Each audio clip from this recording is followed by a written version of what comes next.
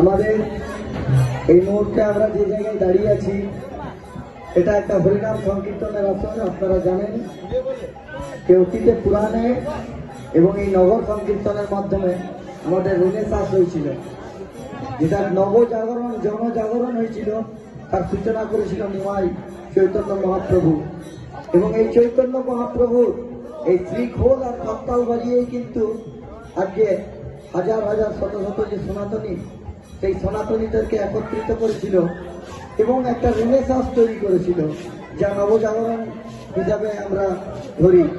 ইতিহাসে এইরকম বহু সনাতনীদের উত্থানে আমাদের সংস্কৃতি এবং আমাদের ঐতিহ্য বেঁচে গেছে।